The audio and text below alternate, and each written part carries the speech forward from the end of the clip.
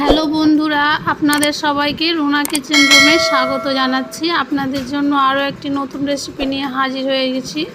রেসিপিটি হলো ঘরোয়া পদ্ধতিতে কিভাবে পনির তৈরি করবেন। পনির তৈরি করার জন্য এখানে আমি দেড় লিটার গরুর দুধ ব্যবহার করেছি খাঁটি। আপনারা চাইলে দোকানের প্যাকেটের দুধও ব্যবহার করতে পারেন। আমি এবার ভালোভাবে দুধটাকে চড়িয়ে দিয়েছি কড়াইয়ে। আমি এবার ভালোভাবে নেড়ে চেড়ে দুধটাকে ফুটিয়ে নেব। আপনারাও এইভাবে নেড়ে চেড়ে ফুটাবেন যাতে তলে সরটা লেগে না যায়।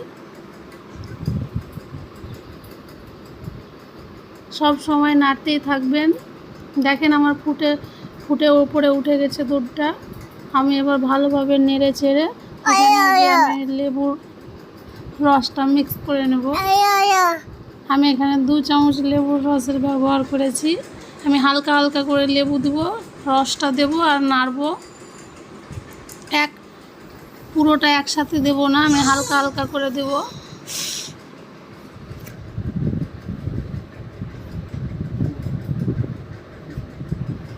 আপনারা চাইলে লেবুর রসের বদলে ভিনেগারও দিতে পারেন। দেখেন আমার ভাঙতে শুরু হয়ে গেছে দুধটা। আমি ভালোভাবে নেড়ে চেড়ে পুরোটা ভালোভাবে ভেঙে দেব দুধটাকে। দেখেন দুধের কালারটা যখন হালকা গ্রিন সবুজ হয়ে যাবে তখন আমি ছানাটাকে নামিয়ে নেব।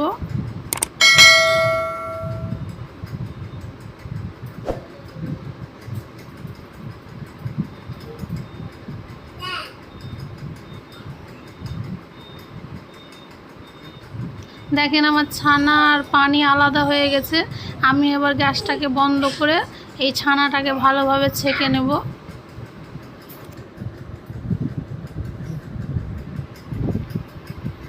দেখতেই পাচ্ছেন আমার পানি আর ছানা আলাদা হয়ে গেছে।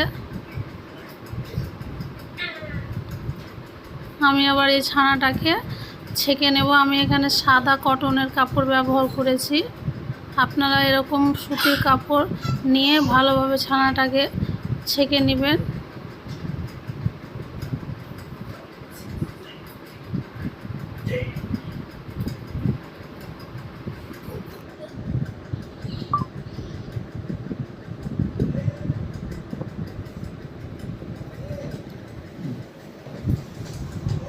হাতের মাধ্যমে দেবে আমার ছানার ভিতরে যে পানিগুলো আছে ওই পানিগুলোকে বের করে নেব। আমি এই যে ছানার মধ্যে যে লেবুটা দিয়েছি ওই টক ভাবটা যাতে না থাকে তার জন্য আমি ভালোভাবে ধুয়ে নিচ্ছি। আপনারাও এভাবে ধুয়ে নেবেন।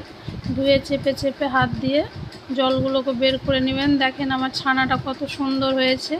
এই ছানাটা থেকেই আমি পনির তৈরি করব। তার জন্য আমি আবারও হাত দিয়ে আমি যেটু জল আছে ওইটু বের করে নিচ্ছি। হাতের মাধ্যমে চেপে গোল করে কাপড়টাকে চেপে ধরে আমি ভারী বস্তু ওর উপরে চাপিয়ে দেব। আমি এখানে বড় ধরনের গামলাতে পানি দিয়ে রেখে দেব ছানাটার উপরে। আপনারা চাইলে সিলটি ব্যবহার করতে পারেন বা ভারী ইট চাপাতে পারেন।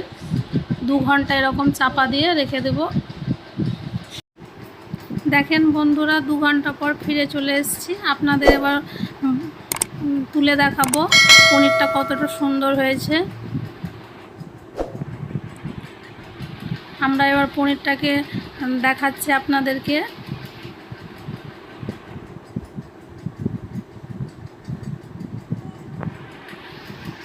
দেখেন পনিরটা কত সুন্দর হয়েছে, দোকানের মতোই সেম হয়েছে। এবার পনিরটাকে আপনারাকে কেটে দেখাচ্ছি। পনির যদি ভালোভাবে সেট না হয় তাহলে দেখবেন ভালোভাবে কাটা হবে না, ভেঙে যাবে। কিন্তু আমার পনিরটাকে আপনাদেরকে কেটে দেখাচ্ছি। ভেঙে গেলে বুঝতে হবে আপনার পনিরটা ভালোভাবে সেট হয়নি। দেখেন আমার একটুও ভাঙছে না। আপনাদেরকে হাতে তুলেও দেখাবো আমার পনিরটা কত ভালো হয়েছে। দেখতেই পাচ্ছেন আমার পনিরটা কত ভালো হয়েছে, হাতে নিয়ে ভাঙছে না। আপনারাও এভাবে পনির তৈরি করবেন। আপনাদের এই ভিডিওটা ভালো লাগলে আমার চ্যানেলকে অবশ্যই সাবস্ক্রাইব করবেন। আর আমার এই রেসিপিটা কেমন লাগলো আমাকে অবশ্যই কমেন্ট করে জানাবেন। আমার চ্যানেলটাকে লাইক করবেন, শেয়ার করবেন। আর আপনার এই ভিডিওটা দেখার জন্য